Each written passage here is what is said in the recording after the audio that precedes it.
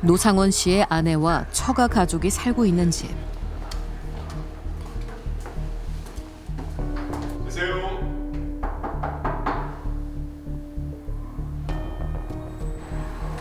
하지만 대답이 없었습니다. 우리는 노상원 씨의 친척에게 인터뷰를 요청했습니다. 네, 좀 고민 좀 해주시고 출연해 주시면 감사하겠습니다.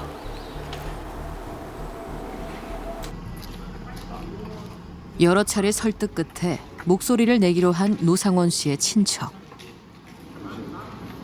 그래도 만나는 거나 집 밖에도 안 나오세요.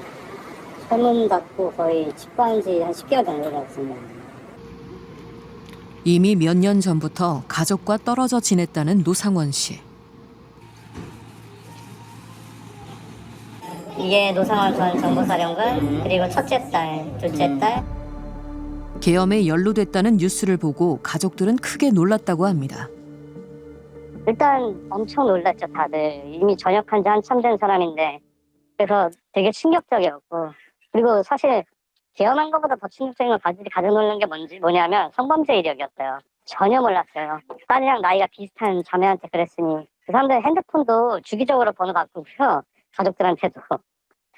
어떤 때 가족들끼리 핸드폰 스위치해가지고 바꿔서 쓰기도 하고요. 그 사람들 그게 일상이에요, 일상. 평소에도 비밀이 많았다는 노상원 씨. 군 내부에서 인정받고 진급하는 것을 가장 중요하게 여겼다고 합니다. 자랑이 뭐였냐면 이미 그때 장교 애들이랑 술 먹고 밥 사주고 잘 선물 주고 막 이래가지고 얘들한테 정보를 뺀 다음에 그거를 이제 가지고서 오는 거를 잘해서 약간 이거 재주가 있다 뭐 이런 소리를 위에서 들어서 되게 좋아하셨었어요. 정보사령관 노상원 육군소장입니다. 장군 받는 게 그 집안 최고 숙명이었어요. 그거에 어긋나는 일 있으면은 무슨 짓을 할지 모르는 사람들이었어요. 다시 복직을 하든 권력을 얻든 뭘 하든 해서 돈을 벌어야 되는 사람이었고요. 내가 어떤 걸 시켜도 이의 제기를 못하고 진급에 목맨 애들. 진급에 목맨 애들 중에 끝판왕은 그랬죠. 그래. 무조건 해야지. 이건 기회야라고 생각하지 않았을까요? 성범죄 전과로 전역한 후 그는 어떤 재기를 꿈꿨던 것일까? 노상원 씨에게 명리학을 배우며 신점을 봐주었다는 한 무속인. 저희 이제 친정엄마가 저 사람 그 사람 아니야? 이러길래 누구? 이랬더니 너 그때 공부 가르쳐주러 오던 그 사람 아니야? 해서 봤더니 얼굴이 비슷하더라고. 전 이름도 몰랐으니까 좀 비슷한 것 같아 하면서 봤더니 그분이더라고. 깜짝 놀랐어요. 그래서 뉴스를 보면서 나한테 계속 군인들을 물어봤었는데 어쩌면 이게 일찍부터 준비를 했었구나. 그러니까 뭐였냐면 김용현이라는 사람을 자주 거론하면서 이 사람이 잘 되면 이 사람이 뭔가의 자리를 또 잡게 되면 내가 같이 움직여줄 수 있을 것인데 이 사람이 정말 잘 되어야 된다는 말씀을 정말 많이 하셨어요. 대통령 경호처장에서 국방부 장관으로 이례적인 인사의 주인공 김용현 전 장관. 대통령의 의중을 가장 잘 이해한다는 것이 발탁의 이유였습니다.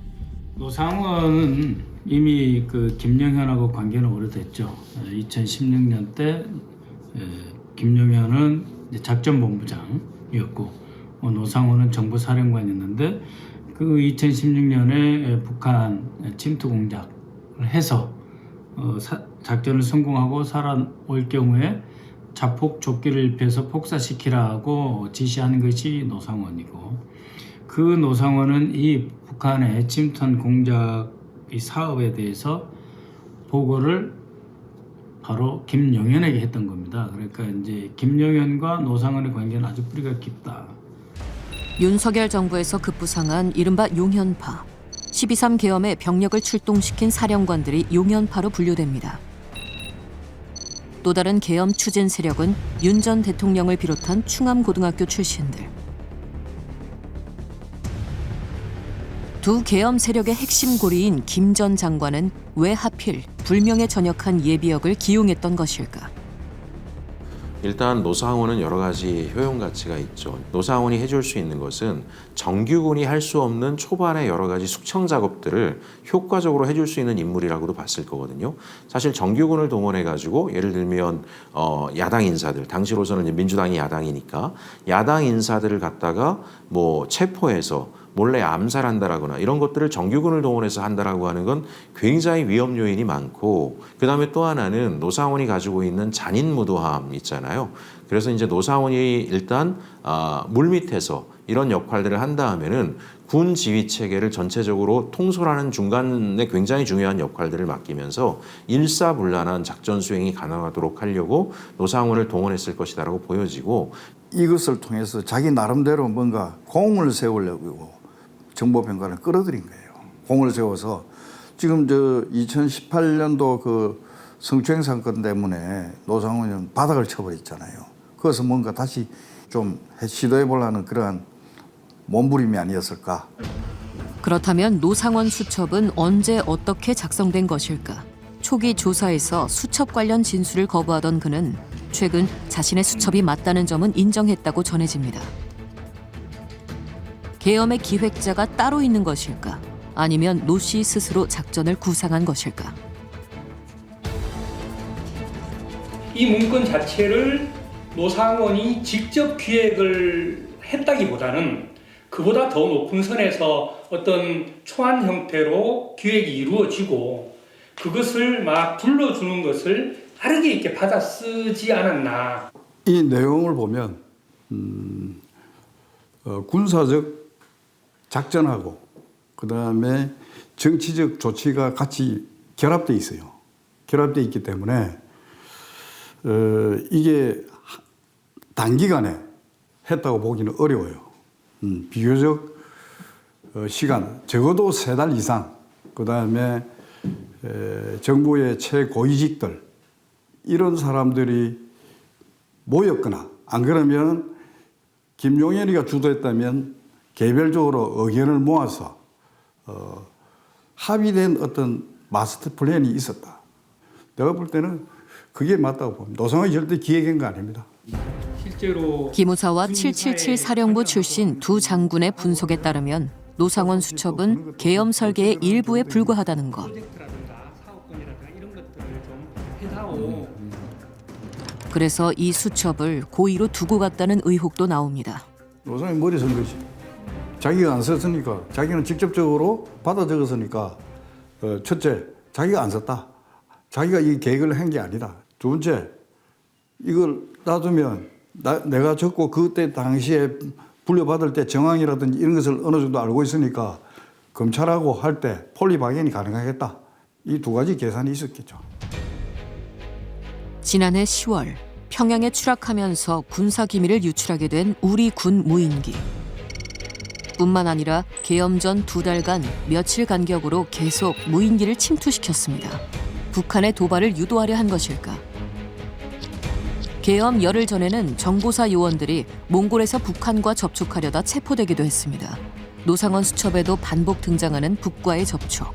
이 내용을 쭉 연관시켜 보면 이 북과 사전 접촉에서 북에서 처리하도록 한다. 그러니까 호송 선박을 마치 오조준한 것처럼 해서 격침시키겠다라는 의미예요. 그러니까 그 과정에서 북한과 사전에 다 이렇게 치밀하게 계획을 하겠다. 이게 외환 유치가 아니면 뭡니까? 근데 여기도 보면 놀랄만한 내용이 하나 나와요. 무엇을 내어줄 것인가 북한한테. 북한하고 접촉을 하는데 비공식적으로 한다. 무엇을 내어줄 것인가 나와요. 이거는 외환 유치의 직접적인 증거가 될 수 있는 그 실마리가 되는 겁니다. 외환 유치의 증거. 수첩의 내용을 불러준 사람이 누구인지 더욱 중요해집니다. 이 마스터 플랜을 작성할 때 그 핵심 인물들이 누가 참여해? 어떤 과정을 거쳐서 승인을 받았고 어떤 과정을 거쳐서 노상원한테 이렇게 하달이 되었는가? 이것들이 명확하게 밝혀져야죠. 진정한 계엄의 설계도는 따로 있다. 노상원 수첩은 부분에 불과하다. 사실이라면 원본은 어디에 있는 걸까요? 야당 대표에서 대법원장, 연예인까지 그 수거 명단은 노상원 씨가 결정할 수 있는 것이 아니라고도 분석되고 있습니다. 계엄이 성공했다면 그들은 수첩에 적힌 방식으로 처리됐을지 모릅니다. 내란 특검의 수사 종료일이 오는 14일로 다가왔지만 노상원 수첩에 관한 수사는 더디다는 평가를 받고 있습니다. 역사적 진실을 끝까지 밝혀내기 위해선 노상원 수첩을 놓칠 수 없습니다. 이 수첩을 따라가다 보면 계엄 네트워크로 이어지기 때문입니다.